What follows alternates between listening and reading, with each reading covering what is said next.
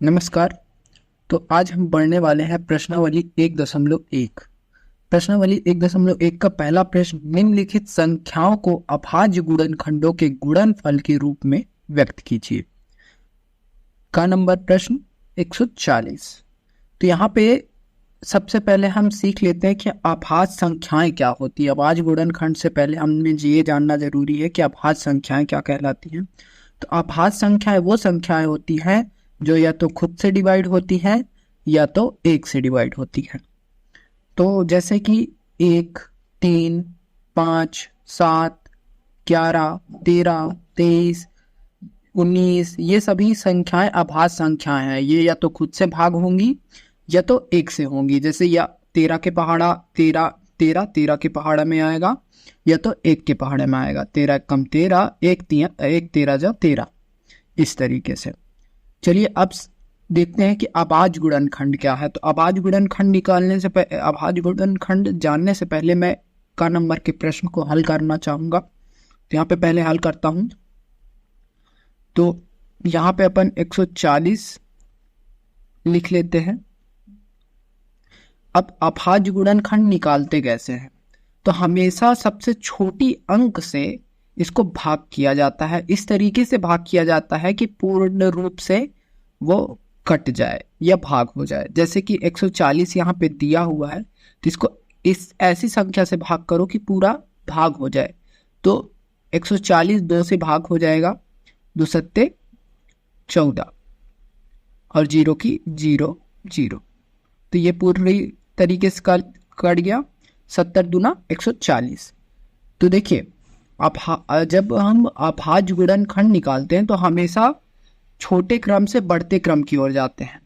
मतलब जैसे यहाँ पे हमने 140 का 70 2 की भाग किए तो 70 आया, वैसे ही हमें आगे भी करना है।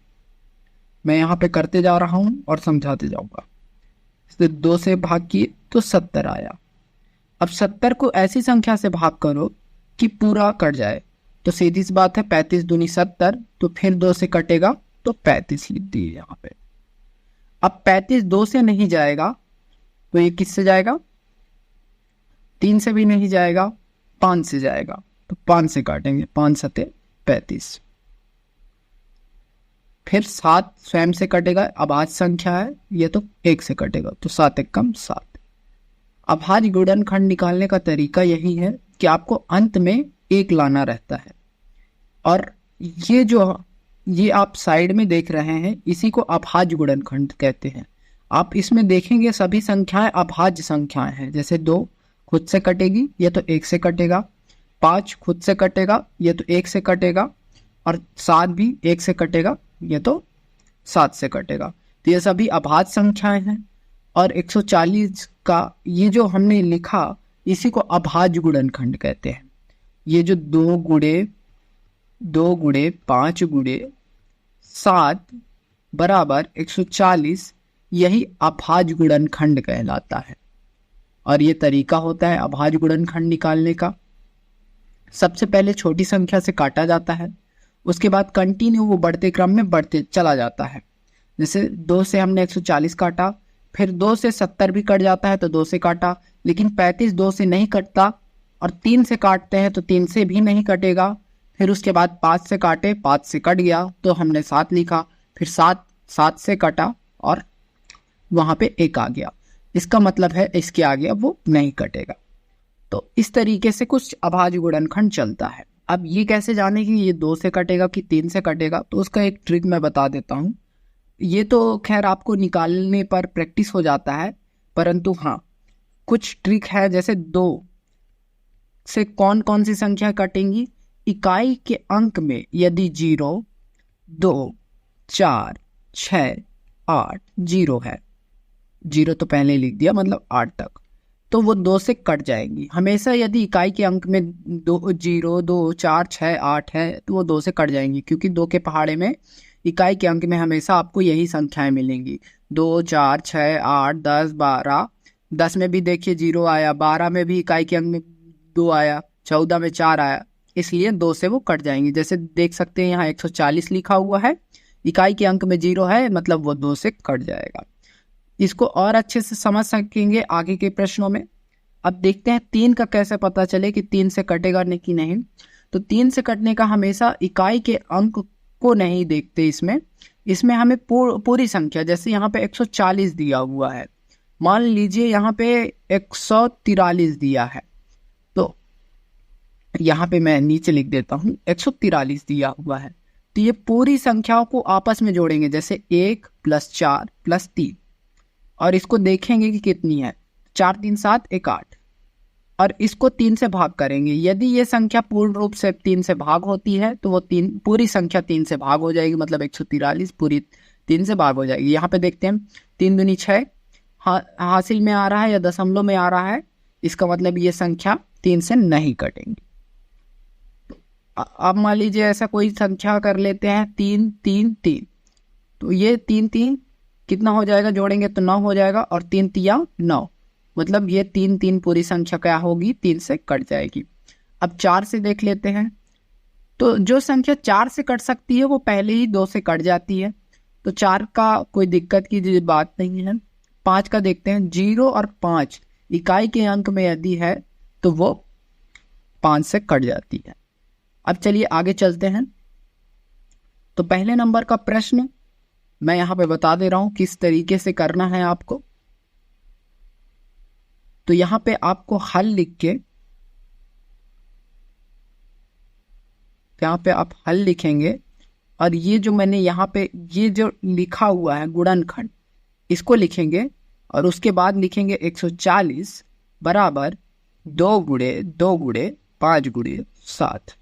यही आप फेयर कॉपी में बस इतना ही लिखेंगे। ये जो साइड में मैंने रफ किया है आप इसको मत लिखिएगा, यही आपका आंसर है, इतना ही आपका आंसर है। चलिए दूसरे क्वेश्चन की तरफ चलते हैं। अब यहाँ पे 156 दिया है खा नंबर, तो 156 का हम अभाज्य गुणनखंड निकालेंगे। चलिए भाई अभाज्य गुणनखंड निकालते हैं। तो मैंने क्या बताया था, इकाई के अंक में क्या हो, 2 4 6 8 0, तो वो 2 से कटेगा। चलिए ये 2 से कटेगा, 2 2 सत्ते 14 हासिल गई, 2 अट्ठे 16। फिर इकाई के अंक में क्या है, 8 है, मतलब ये फिर 2 से कटेगा, 2 2 तिहाई 6 दूनी 18। अब देखिए यहाँ पे इकाई के अंक में 9 है, और मैंने क्या कहा था, जब 2 4 6 8 0 हो तभी वो 2 से कटेगा, अदरवाइज फिर हम तीसरी की ओर चलेंगे, मतलब 3 से काटते हैं। तो 3 के काटने का ट्रिक क्या है कि आपको पूरी संख्या को जोड़ना है। 3 + 9 करेंगे तो क्या होगा, 12, और 12 3 से कट जाता है, 3 चौको 12, तो ये 3 से कट जाएगा। 3 1 कम 3 3 तिकाई 9। 13 एक अभाज्य संख्या है जो खुद से ही कटेगा, इसके अलावा किसी से नहीं कटेगा, तो 13 1 कम 13। आपका यही हल है। इसी तरीके से आप फेयर कॉपी में भी लिख सकते हैं। तो इसका हो जाएगा 156 का अभाज्य गुणनखंड 2 गुणे 2 3 गुणे 13। यही आपका आंसर, माफ कीजिएगा। नेक्स्ट प्रश्न की तरफ चलते हैं। ग नंबर के प्रश्न में दिया हुआ है 3825, और मैंने क्या कहा था आपको कि इकाई के अंक में यदि 0 और 5 है तो वो 5 से कटेगा, लेकिन हमें क्या करना है, सबसे छोटी अंक से काटना है, तो 2 से नहीं कट सकता, 3 से करके देखते हैं। तो 3 के लिए क्या है, ये सभी संख्याओं को जोड़ना है। तो कितनी संख्या है, 3 + 8 + 2 + 5। तो 3 में 8 जोड़े 11, 11 2 13, 13 5 18, 18 को काट के देखते हैं। 3 चौको 12, 3 5 15, 3 6 18, मतलब ये 3 से कट जाएगा। तो सबसे पहले यहाँ 3 से काटेंगे। 3 1 कम 3, 3 दूनी 6 हासिल चला गया 2, तो 22 बन गया। 3 7 21, 1 हासिल गया, 3 5 15, ये कट गया। अब यहाँ फिर इकाई के अंक में 5 है। अब एक बार फिर जोड़ के देख लेते हैं, क्या ये 3 से कटेगा। 1 2 7 + 5, 2 1 3, 3 7 10 15, हाँ 15 भी 3 से कटता है, 3 5 15, तो 3 से कटेगा। 3 चको 12, 3 दूनी 6, 3 5 15। अब 425 फिर 5 आया है, एक बार फिर जोड़ के देखते हैं, ये 3 से कटेगा। 4 2 6, 6 5 11, 11 3 से नहीं कटेगा, इसलिए हो जाएगा 5 से जाएगा, क्योंकि इकाई के अंक में 0 है। 5 से कटते हैं, तो चलिए 5 से काटते हैं। 8 पंचे 40, 2 गया 5 25। यदि आपको इस तरीके में दिक्कत आ रही है तो पहले आप इस तरीके से भी प्रैक्टिस कर सकते हैं। 425 को कैसे काटें? 8 पंचे 40, हासिल आया 2, फिर 25, 5 की 5 उतर आई, फिर 5 25। तो जो यहाँ पे आएगा वो आपको यहाँ पे लिख देना है, और जिससे काट रहे हैं वो उसके ऊपर रहेगा। तो अब 85 आया, फिर एक बार 5 से कटेगा। 5 एकम 5 और 3 5 सते 35। 17 एक अभाज्य संख्या है जो खुद से कटता है, तो 17 एकम 17। तो यहाँ पे इसका आंसर हो जाएगा 3825 बराबर 3 गुणे 3 गुणे 5 गुणे 5 गुणे 17। यही आपका आंसर। हल करके आप फेयर कॉपी में भी लिख सकते हैं। अगले प्रश्न की ओर चलते हैं। तो ये घ नंबर का प्रश्न आ गया। यहाँ पे आपके 5005 दिया हुआ है। मैंने क्या बोला था कि सभी संख्याओं को जोड़ते हैं, 3 से कटता है तो कटेगा, क्योंकि इकाई के अंक में 2 नहीं है, 2 4 6 8 नहीं है, इसलिए 2 से नहीं कटेगा।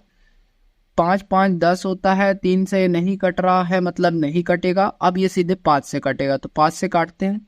5 एकम 5, डबल जीरो की डबल जीरो उतर जाएगी, फिर 5 एकम 5। यदि आपको चेक करना हो तो आप ऐसे भी कर सकते हैं, 1001 गुणे 5 मतलब 5000,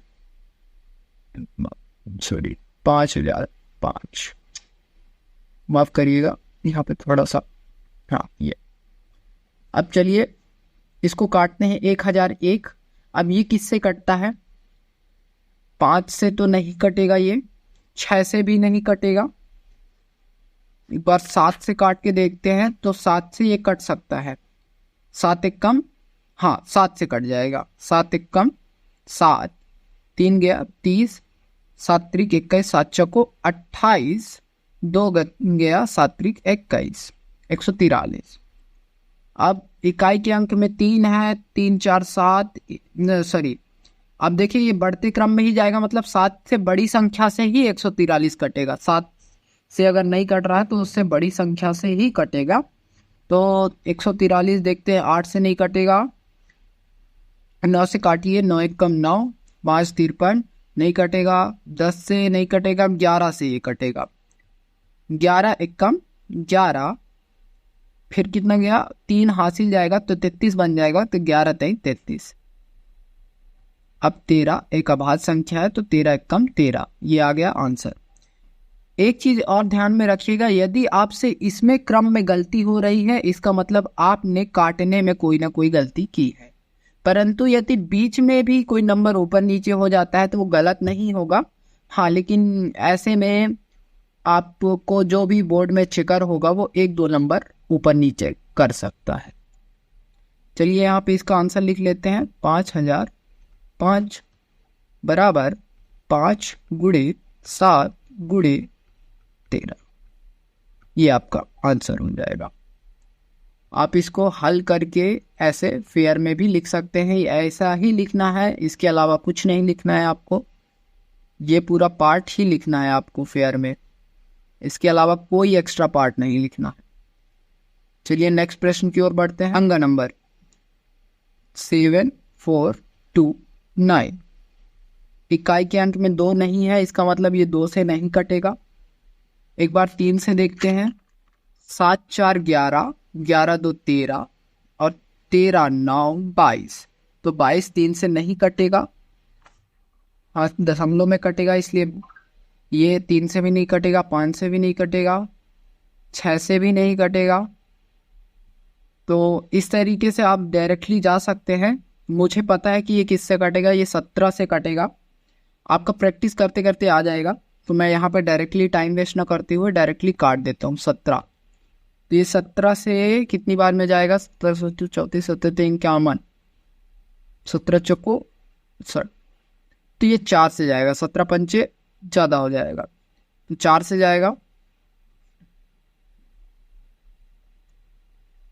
फिर हासिल चला जाएगा, फिर ये यहाँ पे हासिल जाके ये फिर चला जाएगा, 3 से जाएगा 17 तिया, हाँ 17 तिया जाएगा, ये 3 से जाएगा।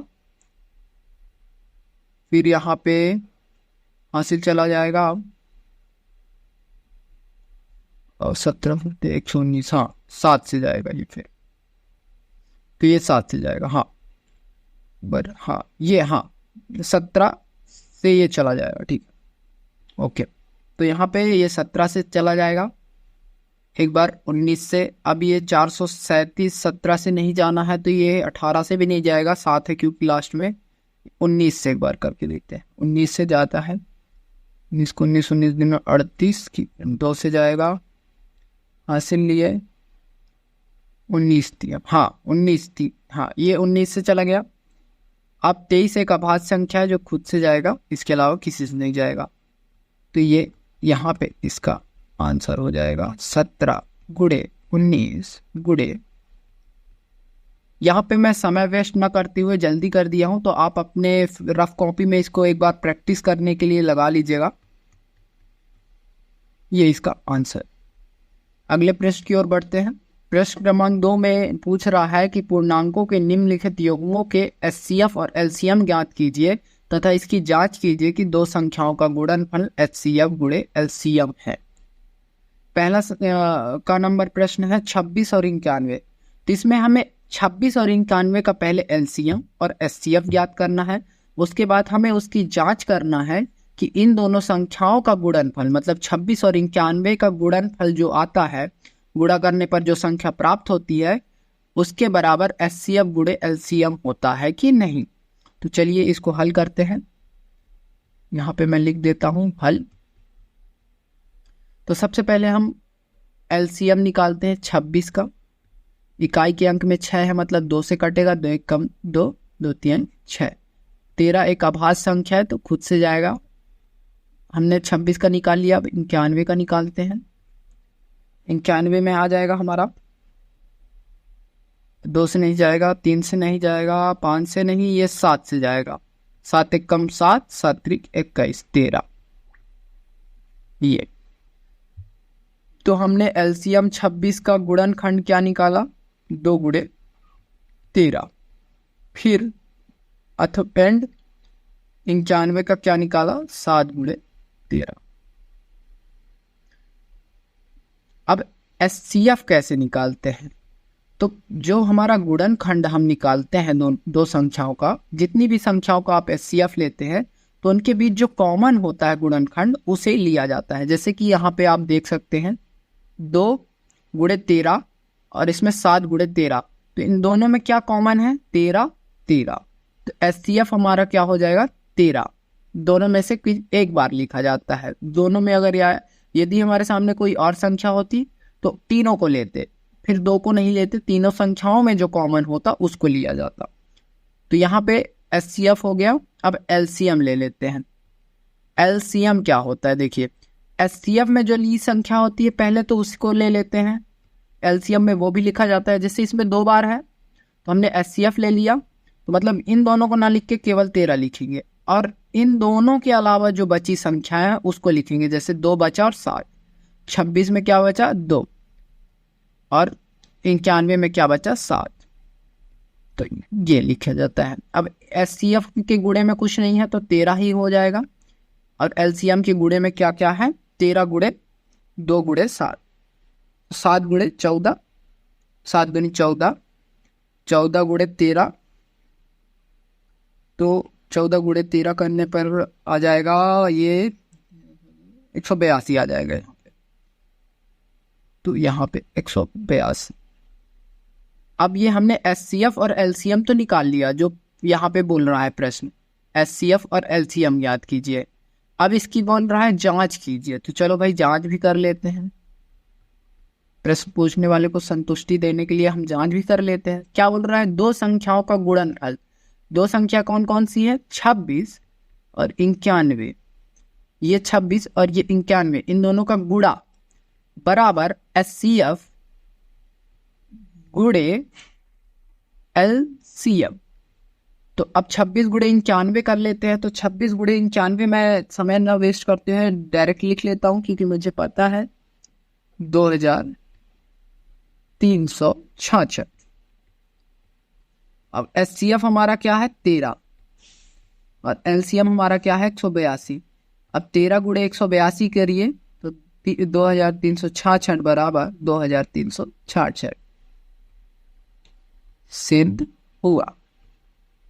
यही आपका पूरी तरीके से आंसर है, पूर्ण रूप से आंसर यही है। तो यहाँ पे आप गुणा कर लीजिएगा, मैंने डायरेक्ट कर दिया है, साइड में आप रफ में कर लीजिएगा। यही आपका सेम टू सेम उतरेगा फेयर में। सबसे पहले आपको इसको हल करना है एंड देन इसको लिखना है, फिर उसके बाद जांच को नीचे लिखना है, या आप साइड में ऐसे लाइन खींच के बीच में ऐसे लाइन खींच करके, अगर आपका फेयर लंबा है तो आप ऐसे भी लिख सकते हैं। अगले प्रश्न की ओर चलते हैं। दूसरे प्रश्न क्रमांक का ख नंबर। तो यहाँ पे संख्या दिया हुआ है 510 और 92। तो सबसे पहले 510 का गुणनखंड निकाल लेते हैं। चलो भाई, 0 है तो 2 से कटेगा, 2 दूनी 4, 2 पंचे 10, 2 पंचे 10 हो गया। अब यहाँ पे 1 जाएगा तो 2 पंचे 10, 255, यहाँ पे 255। अब ये 2 से तो नहीं जाएगा, एक बार देख लेते हैं। 10 2 12, हाँ ये 3 से चला जाएगा। 3 8 का 16, 8 3 24, 8 गया, 1 बचा, 3 बचे 15, 85। 8 5 नहीं, अब 3 से नहीं जाएगा तो ये 5 से जाएगा, 85, 5 1 कम 5, 5 7 35, 17 भी 17 से ही जाएगा। ये 510 का हमने निकाल लिया। अब 92 का निकाल लेते हैं। 92 का निकाल लेते हैं, 2 से निकल जाएगा, 2 4 को 8, 2 छिक्का 12, फिर 2 से कटेगा, 2 दूनी 2 3, 23 अभाज्य संख्या है, ये खुद से कटेगा, ये हो गया। तो 510 का हमारा क्या आया है 2 गुणे 3 गुणे 5 गुणे 7, और 92 का क्या आया है 2 गुणे 23। अब एचसीएफ का क्या है हमारा तरीका कि दोनों में जो कॉमन, तो इसमें भी 2 है, इसमें भी 2 है, तो यहाँ पे कॉमन आ गया। लेकिन इसमें 3 है, परंतु इसमें कहीं भी 3 नहीं है तो नहीं होगा। 5 है, इसमें भी कहीं भी 5 नहीं है। 7 है, इसमें कहीं नहीं है, तो मतलब एचसीएफ हमारा केवल 2 ही रहेगा। अब हमारी बारी है एलसीएम निकालने की। तो अब बचे हुए सभी संख्याएं एलसीएम में आ जाएंगी। मैं यहाँ पे नीचे लिख दे रहा हूँ, एलसीएम बराबर 3 गुणे 5 गुणे 7, फिर गुणे में ये आ जाएंगे 2 गुणे 23, और इसके अलावा जो एचसीएफ में लिया रहते हैं उसको भी लिखते हैं, तो ये गुणा 2, तो ये कितना हो जाएगा, इसको गुणा कर लेते हैं। एचसीएफ बराबर तो 2 ही होगा, एलसीएम बराबर देख लेते हैं कितना हो जाता है। तो यहाँ पे गुणा कर लेते हैं, 3 गुणे 5 गुणे 7 गुणे 2 गुणे 23 गुणे 2, इसका हो जाएगा 23,460। अब चलिए जांच कर लेते हैं। जांच 510 गुणे 92 बराबर एचसीएफ गुणे एचसीएफ। 510 गुणे 92 करेंगे तो हमारे पास आ जाएगा 46,920। मैंने गुणा पहले से कर रखा है ताकि आपका समय बर्बाद ना हो। 2 गुणे 23,460, 46,920 बराबर 46,920, यही आपका आंसर हो जाएगा। अगले प्रश्न की ओर बढ़ते हैं।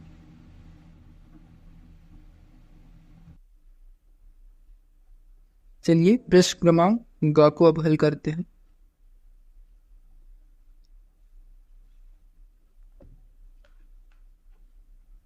चलिए प्रश्न क्रमांक अब ग को हल करते हैं।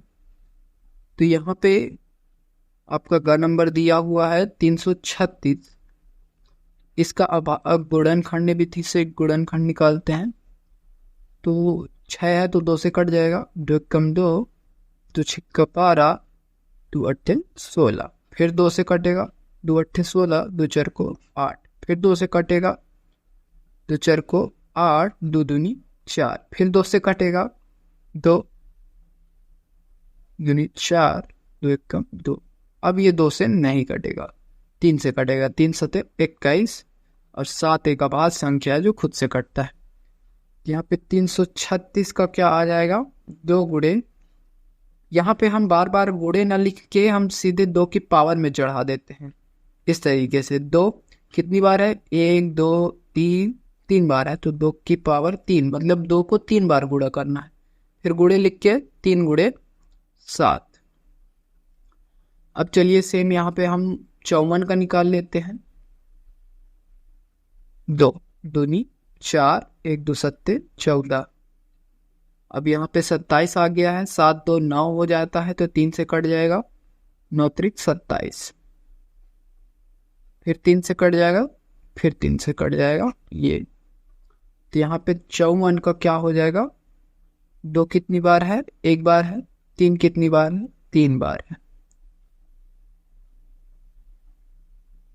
अब इसका एचसीएफ और एलसीएम निकाल लेते हैं। यहाँ पे एचसीएफ, तो इन दोनों में कॉमन क्या है, 2 कॉमन है ना, ये 3 बार है तो 1 बार निकल जाएगा, तो ये हो गया। अब यहाँ पे कितना बचा, 2 बचा, 3 है तो यहाँ से 1 निकल जाएगा, तो कितना बचा, 3, यहाँ पे 2 बचा। ठीक है, अब एलसीएम लिख लेते हैं। सबसे पहले तो एलसीएम हमारा क्या हो जाएगा, यहाँ पे एचसीएफ जो होता है वही एलसीएम होता है, तो 2 3 6, तो एलसीएम लिख लिए 6, सॉरी एलसीएम में एचसीएफ लिख लिए। हाँ, अब यहाँ पे इसमें से कितने 3 बचे थे, 2 3 बचे थे, तो 3 गुणे 3 लिख लिए। और 2 तो हो चुका है तो खत्म है। इसमें से 2 कितने बचे थे, 2 बार, तो 2 गुणे 2, क्योंकि एक तो एचसीएफ में चला गया, तो एचसीएफ वाला हमने लिख लिया यहाँ पे। अब यहाँ पे क्या बचा, 7। अब इसका गुणा कर लेते हैं, तो इसका टोटल का गुणा आ जाएगा हमारा, ये आ जाएगा 30 24, 3024। अब यहाँ पे जांच कर लेते हैं, जांच क्या है, 336 गुणे 54 बराबर एचसीएफ गुणे एलसीएम। 336 क्या है हमारा, 336 गुणे 54 करने पर क्या संख्या प्राप्त होती है, आप गुणा कर लीजिए। मैं डायरेक्ट यहाँ पे कर लेता हूँ, 18,144। अब एचसीएफ और एलसीएम रख लेते हैं, तो एचसीएफ हमारा 6 और एलसीएम हमारा 3024। तो इसका गुणा कर लेते हैं, तो आ जाएगा 18,144 बराबर 18,144। यही आपका आंसर हो जाएगा। बता रहा है प्रश्न क्रमांक 3, अभाज्य गुणनखंडन विधि द्वारा निम्नलिखित पूर्णांकों के एचसीएफ और एलसीएम ज्ञात कीजिए। तो पहले वाले प्रश्न में क्या था, एलसीएम और एचसीएफ निकालना था, फिर उसके बाद जांच करना था, पर यहाँ पे केवल एचसीएफ और एलसीएम।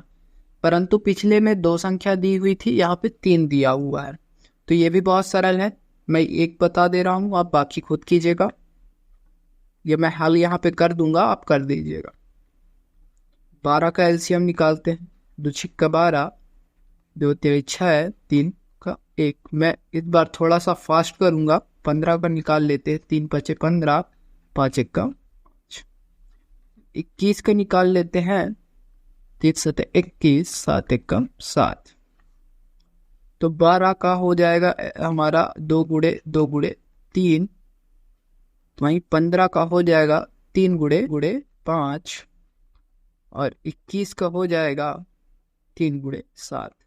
अब मैंने क्या बताया था एचसीएफ निकालने के लिए, कि जो अगर 2 संख्या है तो दोनों में कॉमन हो, 3 संख्या दी हुई है तो तीनों के गुणनखंड में वो संख्या कॉमन। जैसे यहाँ पे आप देख सकते हैं कि यहाँ पे 2 दिया हुआ है, परंतु इन दोनों संख्याओं में कहीं भी 2 नहीं है, लेकिन यहाँ 3 दी है और यहाँ भी 3 है, यहाँ भी 3 है, तो हमारा एचसीएफ क्या हो जाएगा, केवल 3 होगा।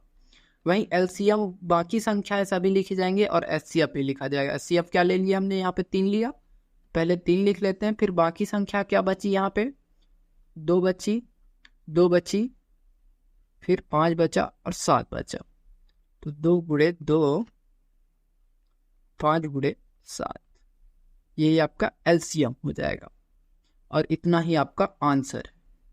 चलिए अगले प्रश्न की ओर बढ़ते हैं। तो यहाँ पे खा नंबर की जगह गा नंबर आ गया है, तो चलिए इसी को सॉल्व कर देते हैं फटाफट से। 8 का एलसीएम निकाल, 8 का गुणनखंड विधि से निकाल लेते हैं।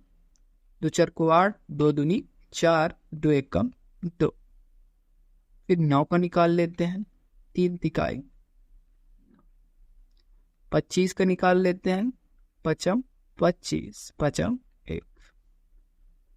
तो यहाँ पे तीनों संख्याओं में कोई भी कॉमन नहीं है, मतलब जब भी तीनों संख्याओं में या जितनी भी संख्याएं दी हुई हैं और इसका एचसीएफ निकालना हो और किसी में कोई कॉमन ना फंसे, तब वहां पे कॉमन क्या आ जाता है, एचसीएफ का 1 आ जाता है। पहले तो हम यहाँ पे गुणनखंड लिख लेते हैं, 2 गुणे 2 गुणे 2।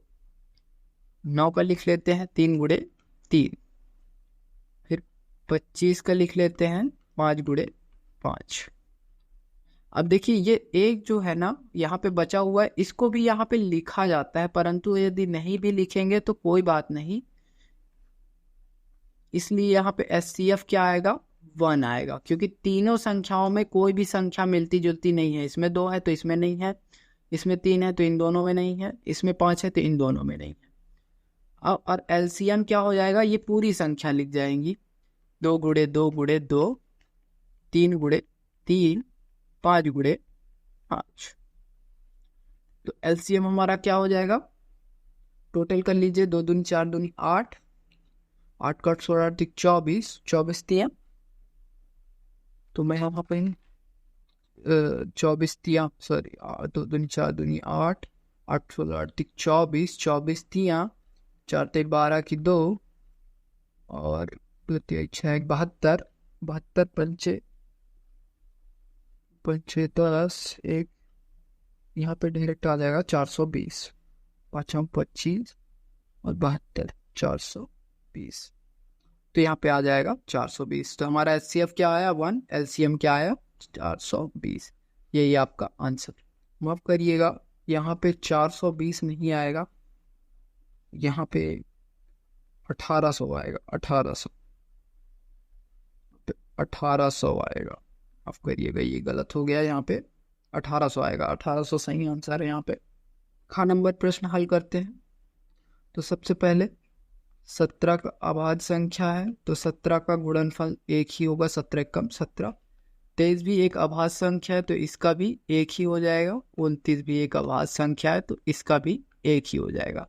मैंने पहले ही बताया अभाज्य संख्या या तो खुद से कटेंगी या तो एक से, तो यहाँ पे हमें डायरेक्ट करने की कोई ज़रूरत नहीं, डायरेक्ट हो गया यहाँ पे आंसर। 17 गुणे 1 आ जाएगा, 23 का 23 गुणे 1 आ जाएगा, 29 गुणे 1 आ जाएगा। मैंने पहले ही बताया आप गुणे में चाहे 1 लिखें या न लिखें, ये इसी तरीके से आ सकता है, कोई दिक्कत नहीं। तो यहाँ पे फिर एचसीएफ क्या आ जाएगा, तीनों में कोई कॉमन नहीं है तो 1 आ जाएगा, और एलसीएम तीनों का गुणनखंड आ जाएगा। तो यहाँ पे 17 गुणे 23 गुणे 29, यही आपका आंसर। अब इसका गुणों को गुणा करके आप लिख दीजिए यहाँ पे आ जाएगा 11,339। ये आपके तीसरे का खा नंबर का आंसर है। चलिए अब अगला प्रश्न देखते हैं, चौथा प्रश्न है। अब यहाँ पे एचसीएफ बराबर 306 और 657 बराबर 9 दिया हुआ है, मतलब एचसीएफ 306 और 657 का 9 है। एलसीएम हमारा दिया हुआ है 306 और 657 ज्ञात करना है, मतलब एचसीएफ दिया हुआ है, एलसीएम ज्ञात करना है। तो जैसे हमने पिछले वाले में क्या किया था, जांच करने वाला जो ट्रिक किया था वही सेम यहाँ पे इस्तेमाल होगा।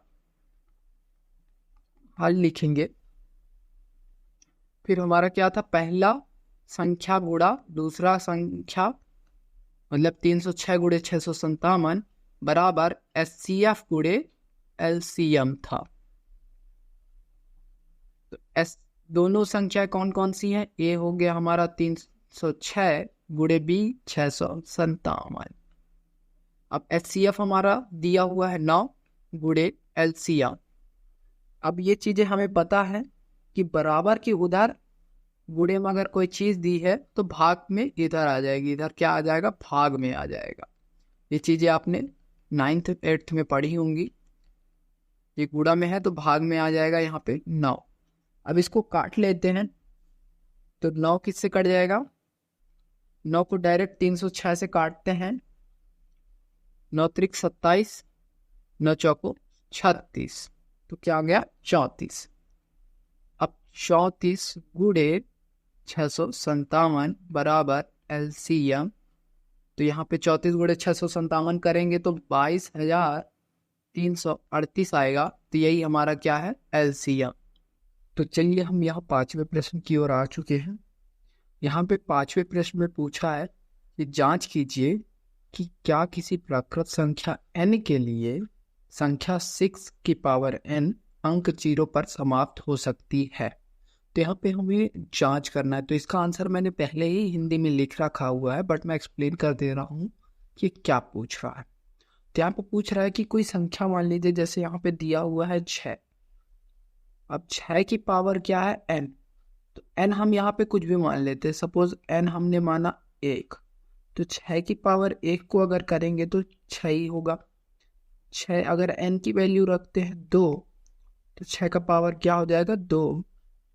और 6 की पावर 2 होगा, मतलब 6 6 36 हो जाएगा। और यही n की पावर 3 रखेंगे तो 6 का गुणा 3 बार हो जाएगा, तो 216 हो जाएगा। इस तरीके से चलते जाएगा। 6 की पावर 4, 6 की पावर 5, 6 की पावर 6, ऐसे चलता जाएगा। लेकिन देखिए यहाँ पे बता दिया है, आंसर भी बता दिया है। यहीं पे क्वेश्चन में ही आपको आंसर मिल जाएगा। जांच कीजिए कि क्या किसी प्राकृत संख्या क्या है, 6 n के लिए प्राकृत संख्या हमारा क्या है, n में हम कुछ भी रख सकते हैं। n को 1 मान सकते हैं, n को 2 मान सकते हैं। अंक 0 पर समाप्त हो सकती है, मतलब कोई जैसे 6 है। अब यहाँ पे n हमने 1 माना, तो इसको अगर निकालेंगे तो 6 1 जा 6। क्या ये 0 पर समाप्त हुई, नहीं। अब यहीं पे 6 की पावर 2 रखेंगे तो क्या ये 0 पर समाप्त होगी, नहीं। इसी प्रकार हम आगे बढ़ते जाएंगे तो क्या 0 पर समाप्त हो सकती है या नहीं। तो यहाँ पे इसका जवाब है नहीं होगा। अब कैसे नहीं होगा, ये पहले मैं यहाँ पे हल बता चुका हूँ। यहाँ पे मैं क्लियर कर देता हूँ इसको। यहाँ पे होगा, यदि कोई संख्या 0 पर समाप्त होना चाहती है, यदि कोई संख्या 0 पर समाप्त होना चाहती है तो उसका अभाज्य गुणनखंड में कम से कम एक बार 2 गुणे 5 आना चाहिए।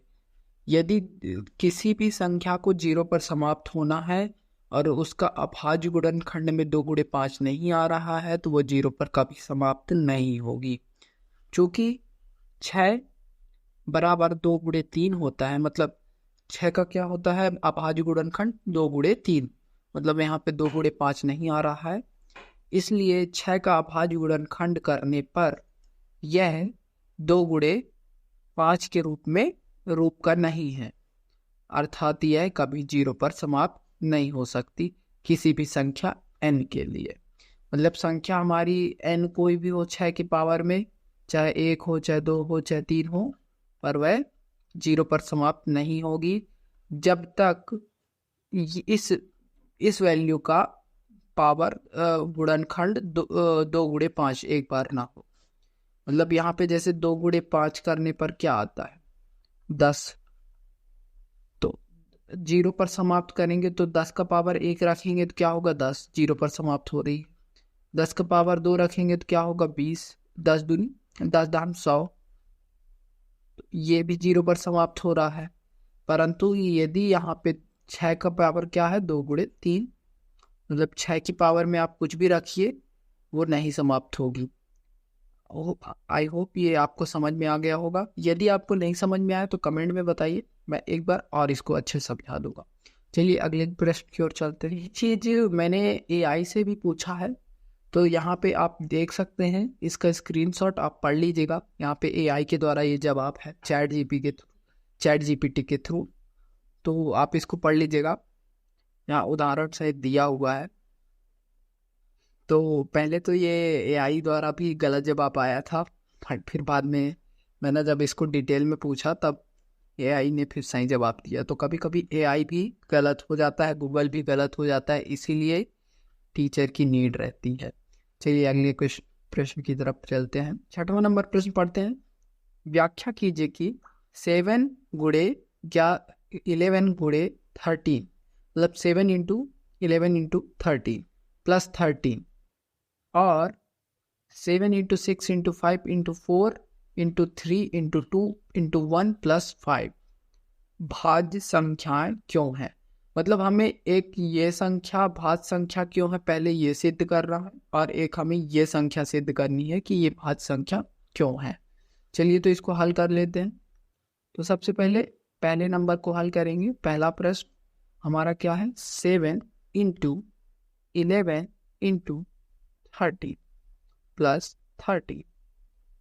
चलिए अब यहाँ पे देखिए एक चीज आपको कॉमन दिखेगी। अच्छा उससे पहले भी मैं बता दूं कि जब दो संख्याओं के बीच में प्लस चिन्ह आए या माइनस का चिन्ह आए तो हमेशा दो पद में बांट देता है, संख्याओं को दो भाग में बांट देता है।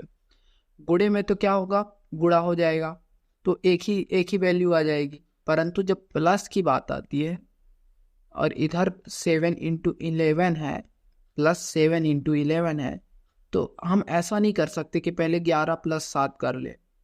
ऐसा नहीं कर सकते, पहले इधर इंटू होगा इधर इंटू होगा फिर बाद में प्लस होगा, क्योंकि ये दो भाग में बांट देता है, ए प्लस बी के रूप में। ठीक है, हल करते हैं। तो यहाँ पे आप देख सकते हैं ये दो संख्याएं दी हुई है, मतलब दो अलग अलग पद में दिया हुआ है। तो यहाँ पे हम कुछ कॉमन ले सकते हैं, जैसे कि 13। तो यहाँ पे 13 को हम कॉमन लेंगे। चलिए यहाँ पे 13 को ले लेता हूँ। 13 7 गुणे 11 गुणे, अब 13 हमने कॉमन ले लिया तो क्या बचेगा, 1 प्लस 1। यहाँ पे ये प्लस है,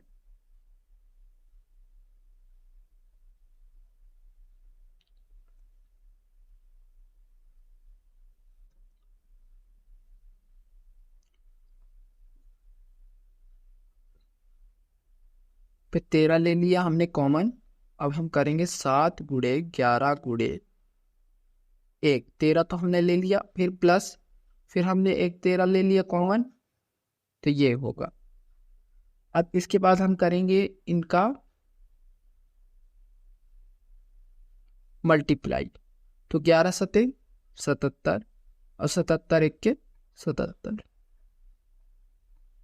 77 प्लस 1 क्या हो जाएगा, 13 78। अब इसको हम क्या कर लेते हैं, अब जो 13 है इसको अंदर करेंगे तो क्या हो जाएगा, ये गुणे में होगा। ठीक है, और गुणा हम एक चाहे तो कर सकते हैं।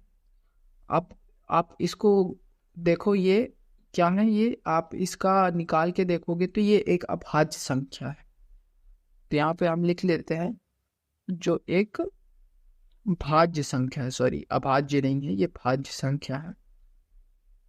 बोलने में थोड़ा इधर उधर हो गया। क्या है ये, जो एक अभाज्य संख्या। ये आपका पहला स्टेप क्लियर हो गया यहाँ पे।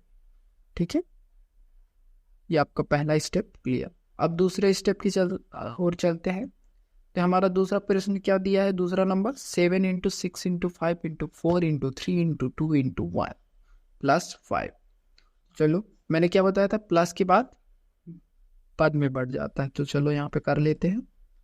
7 into 6 into 5 into 4 into 3 into 2 into 1 plus 5।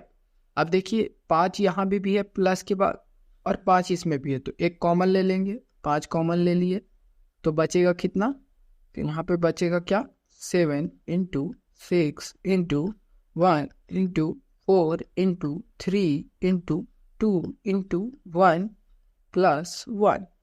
अब इसका मल्टीप्लाई कर लेते हैं तो क्या आ जाएगा हमारा, यहाँ पे इसका पूरा मल्टीप्लाई करते हैं तो ये आ जाएगा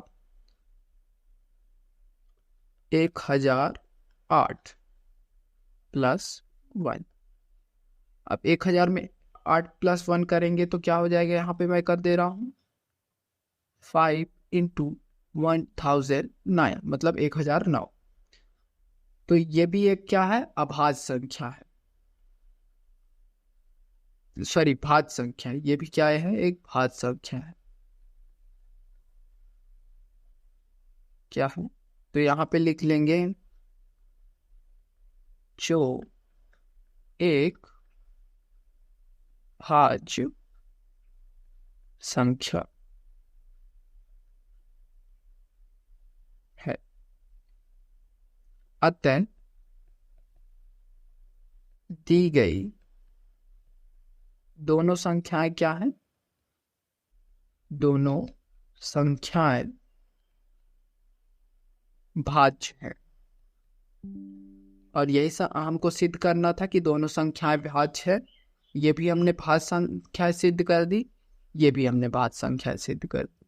ठीक है, चलिए नेक्स्ट क्वेश्चन की ओर बढ़ते हैं।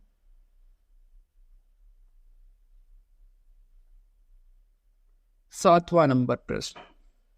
अब 7वां नंबर प्रश्न पढ़ते हैं। तो यहाँ पे क्या लिखा है, किसी खेल मैदान के लिए चारों ओर एक वृत्ताकार पथ है।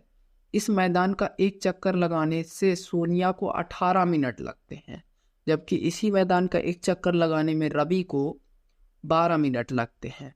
मान लीजिए वो दोनों एक ही साथ स्थान और एक ही समय पर चलना प्रारंभ करके एक ही दिशा में चलते हैं, तो कितने समय बाद वे पुनः प्रारंभिक स्थान पर मिलेंगे। तो अब यहाँ पे ये ऐसा बोल रहा है कि मान लीजिए एक ग्राउंड है, ये इस तरीके से कुछ ग्राउंड है। अब ये एक पॉइंट है जहां से ये लोग दौड़ना चालू करेंगे। ठीक है, ये एक पॉइंट है, ए है और एक बी है। ठीक है, ए है और बी है। या फिर आप कौन है, क्या नाम है, एक का नाम है सोनिया और एक का नाम है कौन है, रवि है, एक सोनिया है। तो सोनिया को कितने मिनट लगाते हैं, ग्राउंड को दौड़ने में 18 मिनट लगते हैं। मतलब ये पूरा चक्कर लगा के उसको वापस अपनी जगह पे आने में कितना मिनट लगा, 18 मिनट। वही रवि को कितना मिनट लगा भाई, वो 12 मिनट में, मतलब वो 12 ही मिनट में पहले ही आ गया। मतलब रवि आके वहां पे अगर खड़ा हो जाए तो 6 मिनट वेट करना पड़ेगा उसके आने का, सोनिया का, अगर दोनों एक ही समय पे। तो देखिए अगर इस तरीके से ये लोग, इसमें ये पूछ रहा है कि इस तरीके से कितना राउंड मारेंगे ये लोग, ये कितना दूर तक चलेंगे, कितने समय बाद वे पुनः, मतलब जैसे ये एक 18 मिनट लगता है इसको एक दूरी तय करने पर, उतनी ही दूरी तय करने में इसको 12 मिनट लग रहे हैं रवि को। ठीक है, रवि को कितना लग रहा है, 12, और सोनिया को 18। तो सीधी सी बात है कि रवि सोनिया से ज्यादा दौड़ रहा है, तेज दौड़ रहा है। अब जब तक सोनिया अपनी वापस प्रारंभिक स्थान, मतलब जहां से इन्होंने शुरू किया, वहां जब तक पहुंचेगी तब तक तो रवि और आगे बढ़ चुका होगा। लेकिन एक टाइम पे ऐसा होगा कि मतलब 3-4 राउंड मारने के बाद वो दोनों एक ही स्थान पे आएंगे। तो देखो 6 मिनट का डिफरेंस है। ठीक है, तो 6 मिनट का अगर ऐसा करते हैं कि इन दोनों का एलसीएम निकालना होगा पहले, तो ये डिफरेंस पता करने के लिए चलो पहले एलसीएम निकाल लेते हैं। चलो भाई 18 मिनट का पहले एलसीएम निकाल लेते हैं। तो 18 का निकलेगा एलसीएम, 18 का निकालो, 2 निम 18, 3 तिकाई 9, 3 एक्का 3, ये निकल गया। अब 12 का निकाल लेते हैं रवि का, 2 छिक्का 12, 2 तिहाई 6, 3 एक्का 3। इन लोगों का एलसीएम निकालो, क्या होगा एलसीएम, 2 गुणे 3 गुणे, देखो 2 कॉमन है एक बार, 3 एक बार कॉमन है, तो एक बार ही आएगा। 2 एक बार आ गया, मतलब ये 2 और ये 2 कैंसिल। 3 एक बार आया तो ये 3 और ये 3 कैंसिल। अब बचा क्या, 3 और 2, तो 2 3 हो गया। अब 3 और 2 बचे, मतलब इतना ही आएगा। अब इसको निकालते हैं कितना, तो निकाल लेते हैं। 2 दूनी 4, 4 तेईक 12, 12 के बाद 24 बरते 36। एलसीएम कितना आया? 36। मतलब ये एक ग्राउंड का जो चक्कर लगाते हैं तो इतने में ही प्रारंभिक स्थान पर सोनिया और रवि को 36 मिनट बाद मिलेंगे। लेकिन 36 मिनट बाद जब मिलेंगे तो सोनिया ने अगर 4 राउंड मारा होगा, मतलब अब कैसे निकाल सकते हैं कि कितने राउंड मारे हैं, ठीक है, भाग करके 18 का 18, 18 दूनी 36। मतलब सोनिया ने 2 राउंड मारे और रवि ने कितना मारा? 12 12 बार 24 बार 36, 3 राउंड। मतलब रवि जब 3 राउंड मारेगा तो उतने ही 12 राउंड, मतलब 2 राउंड में सोनिया मारेगी और रवि 3 राउंड मार चुका होगा। मतलब इस एक ही स्थान पे पहुंचने के लिए इनको 36 मिनट एक्स्ट्रा लगेगा। तो प्रश्न समझ में आया ना? चलिए अब मैं इसका आंसर लिख देता हूँ। तो यहाँ पे आपका आंसर कुछ इसी तरीके से होगा। यहाँ पे आप हल लिखेंगे, एलसीएम निकालेंगे और एलसीएम सामने लिख के यहाँ पे 36 लिख देंगे और यहाँ पे लिखेंगे अतः वह पुनः 36 मिनट बाद अपने प्रारंभिक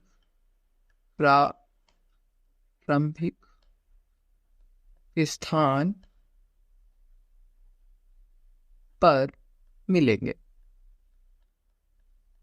हमसे प्रश्न में भी यही पूछा है कि वो कितने समय बाद प्रारंभिक स्थान पर मिलेंगे, तो ये हमने प्रूव कर दिया प्रारंभिक। यदि आपको कुछ भी ना समझ में आया तो आप कमेंट में बता सकते हैं, मैं पीडीएफ दे दूंगा नोट्स की और कमेंट में भी थोड़ा बहुत एक्सप्लेन कर दूंगा। अदरवाइज एक और वीडियो ला दूंगा। ओके, धन्यवाद।